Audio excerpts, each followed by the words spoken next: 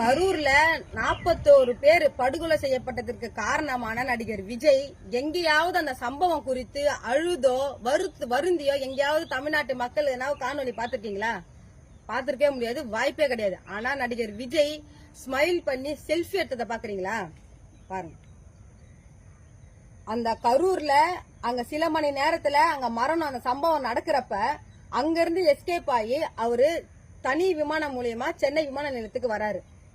இங்க விமான நிலையத்துக்கு வந்த உடனே அவரு அந்த விமான நிலையத்தில் இருக்கக்கூடிய ஊழியர்கள் கிட்ட, இங்க பாருங்க, 90கள்ல நடிகை சங்கவி கூட டூயட் பாடுறப்ப ஸ்மைல் பண்ணுவார் பாருங்க. அந்த ஸ்மைல் அப்படியே பிசு, அதாவது கொஞ்சம் கூட பிசுறு இல்லாம அவர் பண்ணிருக்காரு பாருங்க. அதே போல சங்கவி கூட போட்டோ ஷூட் எடுப்பாரு பாருங்க. இவர் எடுக்கிற அந்த ஊழியர் கூட இருக்கிற செல்ஃபி பாருங்க. நடிகை சங்கவி கூட நடிகர் விஜய் போட்டோ ஷூட் எடுக்கிற அப்படியே பிசுறு இல்லாம எடுத்திருக்கிறாரு பாருங்க.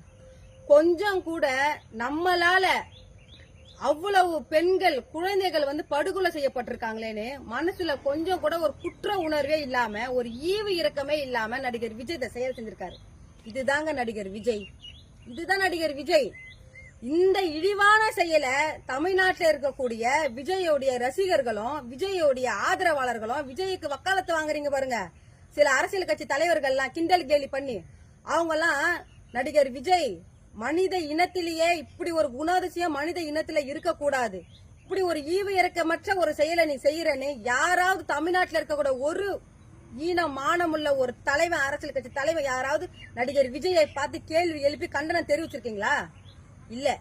மாறா மாண்புமிகு அமைச்சர் அன்பில் மகேஷ் பொய்யாமொழி அவர்கள், அவருக்கு 2 ஆம்பளை பிள்ளைங்க தான் இருக்கு, அவருக்கு பெண் குழந்தைங்க இல்லன்னு பல இடங்கள்ல அவரும் அவருடைய மனைவியும் வருந்தியதா பல இடங்கள்ல அவர் அதை சொல்லி ஃபீல் பண்ணிருக்கிறாரு. அந்த விஷயத்துலதான் 6-7 பிஞ்சி பிள்ளைங்க, பெண் குழந்தைங்க எதுக்காக நம்ம இறந்தோன்னு தெரியாம சவக்கடங்குல செத்து போய் கிடக்கிறப்ப அந்த மனுஷன் போய் மனசுல அவருக்கு ஈரம் இருக்கு. அவரு சாதாரண மனுஷன், அவரு ஒரு தந்தையா, எந்த ஒரு தந்தையா ஒரு பெண் குழந்தை இறந்து கிடைக்கிறப்ப அது உணர்வுபூர்வமா தன்னை அறியாம கண்ணுல தண்ணீர் வரும், அழுவாங்க. அந்த ஒரு செயலை நீங்க தமிழ்நாட்டில் இருக்கக்கூடிய சில அரசியல் கட்சி தலைவர்கள் அரசியலுக்காக, அந்த ஓட்டு அரசியலுக்காக, அரசியல் பிழைப்புக்காக நீங்க கேலி கிண்டல் செய்றீங்க.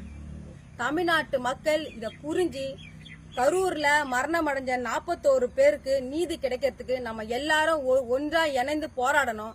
தமிழ்நாட்டு மக்கள் எங்களுக்கு உறுதுணையா இருக்கணும்னு இந்த காணொலி வாயிலா வேண்டுகோள் விடுக்கிறேன்.